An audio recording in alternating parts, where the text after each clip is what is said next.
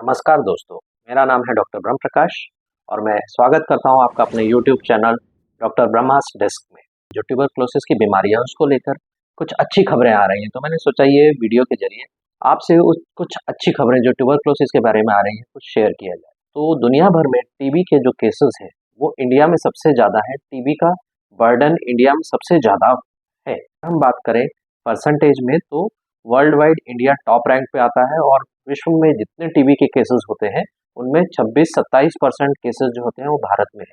Second rank पे Indonesia आता है और तीसरे नंबर पे आता है चाइना, जहाँ पे 7% विश्व के टीबी बर्डन केसेस पाए जाते हैं। ड्रग रेजिस्टेंट टीबी, जिसके अंदर एमडीआर टीबी, प्री एक्सडी और एक्सडीआर टीबी आती है, इसके बारे में बात करें तो इनकी भी संख्या सबसे ज्यादा भारतवर्ष में पाई जाती है। दुनिया भर में होने वाले ड्रग रेजिस्टेंट ट्यूबरक्लोसिस में से 27% केस भारत में पाए जाते हैं।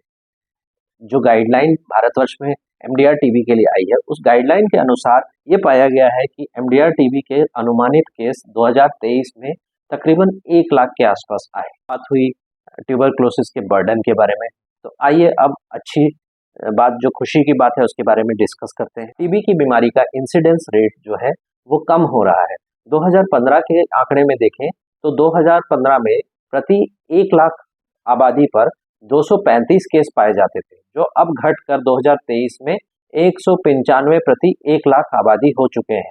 इसका मतलब 18% इंसिडेंस रेट में टीबी के केसेस में कमी आई है। इसी तरह अगर हम टीबी से होने वाली मौत के बारे में आंकड़ों को देखें तो ये भी दिखाता है कि 20% से ज़्यादा टीबी की मौतों में भी कमी आई है। पहले की दरें जो थी वो इस प्रकार हैं कि 2015 के आंकड़े बताते हैं कि 28 लोग प्रति 1 लाख पॉपुलेशन पर जो है डेथ होती थी, जो अब घटकर हो गई है 22 प्रति 1 लाख आबादी। तो इसमें भी जो है 20% की कमी आई है। एमडीआर टीबी की बात करें तो एमडीआर टीबी की भी प्रतिशत में कमी आई है। 2015 के आंकड़ों में एमडीआर टीबी के कुल केसेस तकरीबन 1,40,000 केसेस पाए गए थे और वही अब वो घट करके तकरीबन 1,10,000 के आसपास केसेस टोटल पाए गए हैं 2023 के गणना के अनुसार, जो डेटा 2024 की गाइडलाइन में दिया गया है। अच्छी बात यह है कि वर्तमान समय में टीबी की जो टेस्टिंग होती है, तरह तरह के टेस्ट जो टीबी के बीमारी को कंफर्म करने के लिए किए जाते हैं, उनके अंदर भी जो है सरकारी सेक्टर में उनके अंदर भी बहुत इम्प्रूवमेंट आया है। सीबीनाट नाम का एक जांच होती है, सीबीनाट जांच सेंटर्स जो है वो बढ़कर 8,540 हो गए हैं। कल्चर और डीएसटी लैब, जिससे कि दवाइयाँ कौन सी काम करेंगी टीबी के मरीजों में, और एमडीआर टीबी का डायग्नोसिस में मदद करने वाले जो सेंटर है उनकी भी संख्या अब बढ़कर 87 हो गई है। और एक्सरे यूनिट्स, जिससे कि टीबी के पेशेंट्स का एक्सरे निकाला जा सके, उनकी संख्या में भी वृद्धि हो रही है। 26,000 से ज़्यादा एक्सरे सेंटर वर्तमान में संचालित किए जा रहे हैं। हमारी एक नोटिफाइबल डिजीज है, इसका मतलब होता है सरकार के पास जो भी टीबी के केसेस आ रहे हैं सबके आंकड़े दर्ज कराए जाते हैं। तो सरकार उस सारी बीमारियों को नोटिफाइबल कहती है जिन बीमारियों का रिकॉर्ड सरकार के पास दर्ज कराया जाता है।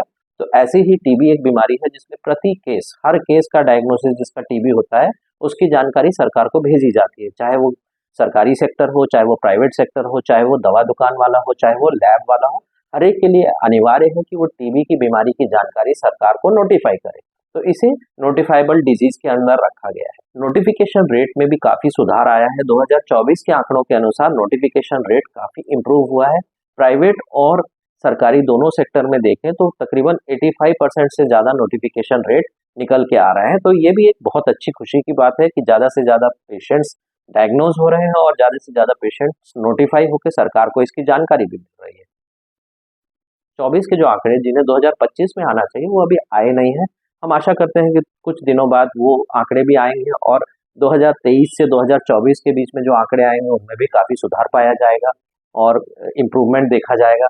तो यदि ये आंकड़े और नए आते हैं तो हम इस विषय में एक नया वीडियो और लाएंगे जिससे आपको नई ताज़ी जानकारी दी जा सके। तब तक के लिए हम इन आंकड़ों को अच्छी खबर मानते हुए टीबी के विरुद्ध चलने वाली लड़ाई जिसमें सभी भागीदार हैं, सरकार भी अपना बहुत एफर्ट लगा रही है, आइए हम सब भी अपने यथासंभव प्रयास करें ताकि और आंकड़ों में कमी आ सके और हम इस बीमारी से मुक्ति पा सकें। धन्यवाद। यदि आपको ये जानकारी अच्छी लगी तो कमेंट में लिख करके बताइएगा ताकि हम आगे भी और इसी तरह की रोचक जानकारियाँ, अच्छी खबरें विभिन्न बीमारियों के बारे में ला सकें और आपसे साझा कर सकें। धन्यवाद। मैं हूँ आपका दोस्त डॉक्टर ब्रह्म प्रकाश।